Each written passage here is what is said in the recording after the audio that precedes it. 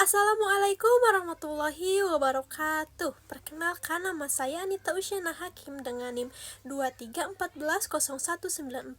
Di sini saya akan membuat video membahas sebuah materi dari mata kuliah Profil Pelajar Pancasila atau yang sering disebut P3 dengan subtema Kurikulum Merdeka di Sekolah Dasar untuk memenuhi penugasan ujian tengah semester dengan dosen pengampu Ibu Febrianti Yuli Satriani, SPDI MPD.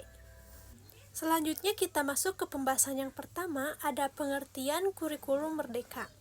Kurikulum merdeka adalah kurikulum pembelajaran yang lebih fleksibel, berfokus pada materi esensial, pengembangan karakter, dan kompetensi peserta didik. Nah, kurikulum ini memberi kebebasan kepada guru untuk menyesuaikan pembelajaran sesuai dengan kebutuhan murid dan kondisi satuan pendidikan. Nah, untuk ciri khas kurikulum merdeka di sini adalah penggunaan proyek pengetahuan profil Pancasila atau sering disebut P5. Nah, sebagai pendekatan pembelajaran kontekstual. Materi yang kedua ada organisasi implementasi kurikulum Merdeka. Nah, implementasi kurikulum Merdeka penting karena bertujuan menyesuaikan pendidikan dengan perkembangan zaman yang cepat. Nah, terutama di era digital dan waktu itu pas waktu panca pandemi. Saya akan sebutkan satu persatu penjelasan lebih lanjut, yaitu pendidikan yang berpusat pada siswa. Nah, kurikulum merdeka menekankan pengetahuan atau pendekatan diferensiasi, yaitu pembelajaran yang disesuaikan dengan kebutuhan, minat, dan kemampuan masing-masing siswa. Nah, ini membuat proses belajar personal dan inklusif sehingga setiap siswa dapat berkembang secara optimal. Nah, yang kedua ada proyek pengetahuan profil Pancasila atau sering disebut P5. Nah, kurikulum merdeka ini juga mengintegrasikan P5, yaitu kegiatan proyek yang bertujuan untuk membentuk karakter profil pelajar yang beriman, berkebenekaan, gotong royong juga, mandiri, bernalar kritis, dan konkret atau kreatif. Ini merupakan cara konkret membangun nilai dan karakter siswa sejak dini.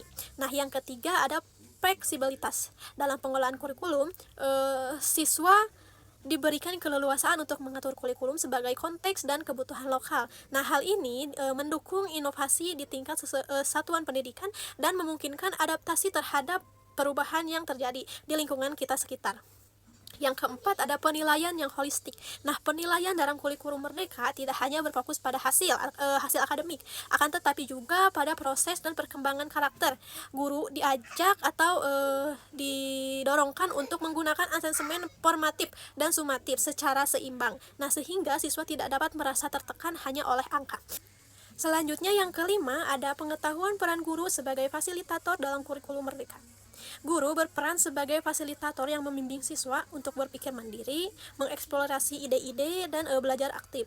Nah, guru juga memberikan pelatihan dan dukungan agar mampu menerapkan pendekatan pembelajaran yang inovatif dan relatif atau reflektif. Pembahasan yang ketiga adalah landasan penerapan kurikulum merdeka. Nah, kurikulum merdeka didasarkan pada beberapa landasan. Yang pertama adalah landasan filosofis. Nah, berakar pada pemikiran Ki Hajar Dewantara yang menekankan bahwa pendidikan harus menuntun kodrat anak sesuai dengan dunianya. Nah, dengan kata lain, pendidikan harus menghormati dan menyesuaikan diri dengan potensi, minat, dan konteks kehidupan pada anak. Nah, kurikulum merdeka ini mendorong pembelajaran yang berpusat pada siswa, menekan pada kebebasan berpikir, juga ekspresi diri, dan pembentukan karakter. Nah, yang kedua adalah landasan yuridis. Nah, ini merupakan dasar hukum yang menjadi legitimasi penerapan kurikulum merdeka. Nah, pada Undang-Undang Dasar Nomor 20 Tahun 2023 tentang Sistem Pendidikan Nasional, nah, menegaskan hak setiap warga negara untuk mendapat pendidikan dan mengatur prinsip dasar sistem pendidikan di Indonesia.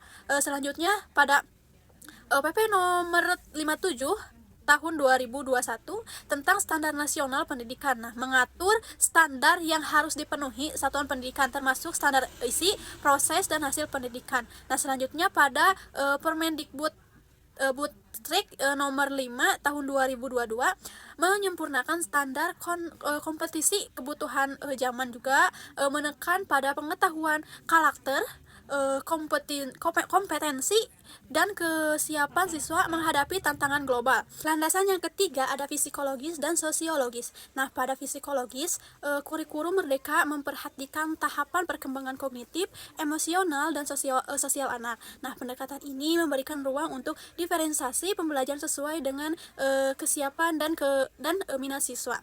Terus sosiologis, nah pada sosiologis ini kurikulum juga refensif terhadap perubahan sosial seperti perkembangan teknologi, tantangan global, dan kebutuhan dunia kerja untuk di masa depan. Nah, oleh karena itu, pendidikan harus relevan dengan konteks masyarakat dan dunia nyata. Pembahasan yang keempat ada kelebihan dan kekurangan kurikulum Merdeka. Nah, untuk kelebihannya bisa disebutkan yang pertama ada pembelajaran lebih sederhana dan memadai. Yang kedua lebih fleksibel dan disesuaikan dengan kebutuhan siswa. Yang ketiga memperkuat karakter melalui proyek profil pelajar Pancasila. Yang keempat, mendorong pembelajaran aktif dan kolaboratif. Yang kelima, mengurangi beban administrasi guru. Nah, untuk kekurangannya, yang pertama ada kebutuhan, kesiapan dan pelatihan guru yang memadai.